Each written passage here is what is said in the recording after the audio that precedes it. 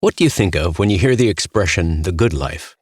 Here are some definitions from a few dictionaries. A life abounding in material comforts and luxuries. Dictionary.com.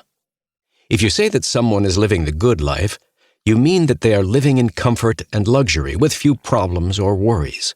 Merriam-Webster.com. Particularly regarding its usage in the United States, the good life primarily refers to the kind of life that people with a lot of money are able to have. Someone who grew up poor but is now living the good life. Merriam-Webster.com. All of these definitions have two things in common. First, they define the good life in comparison to the lives of others. In this view, we experience the good life only when we attain a quality of life monetarily and materially superior to the lifestyles of others.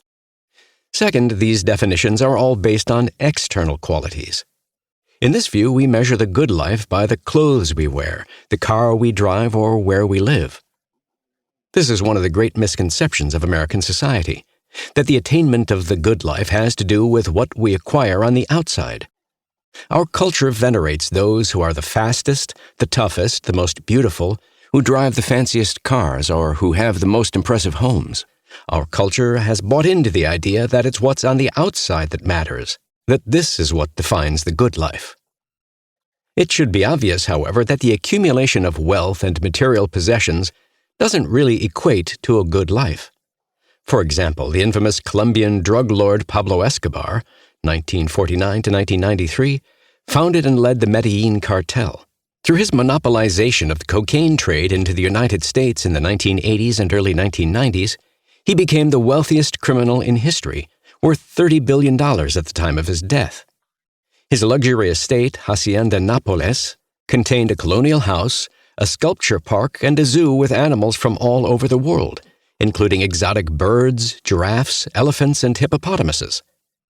In the States, he had a 6,500-square-foot waterfront mansion in Miami Beach, Florida. He also owned an enormous Caribbean haven on Isla Grande, one of the 27 islands that comprise the Islas del Rosario. In addition to these properties, he had race cars, boats, helicopters, and private jets. At the height of his power, he was smuggling 15 tons of cocaine per day, worth more than $500 million, into the United States. Escobar and his Medellin cartel were involved in the murder of numerous civilians, police officers, judges, and politicians. The battle for supremacy among the Colombian cartels made it the world's murder capital, with 25,100 violent deaths in 1991 and 27,100 in 1992. In 1991, Escobar surrendered to the Colombian government, but escaped the following year. On December 2, 1993, at the end of a 16-month manhunt, he died after being shot through his ear, leg, and torso.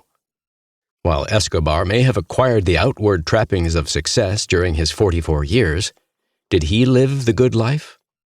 After all, he had all the outward trappings of success. But if we're honest, we'd have to say no. Throughout history, people have debated how to define the good life. In the classical period, from the 8th century BC to the 6th century AD, the good life was a common subject of discussion among Greek philosophers. In his Apology, Plato, 428 or 427 to 348 or 347 BC, recounted that Socrates, circa 470 to 399 BC, taught that the unexamined life is not worth living. In his view, if we blithely go through the same old routine day after day, getting up, going to work, coming home, eating dinner in front of the television, and then going to bed, we are not living the good life. Instead, he says we should spend time examining what we value and why, and then set about to master ourselves. For Socrates, mastering ourselves means reining in our tendency to give in to our animal instincts, such as lust and pleasure. We should cultivate more noble behavior on the basis of reason, such as engaging in self-reflection, living justly, and serving society. If we can live a life that includes virtuous conduct, then we might just attain the good life.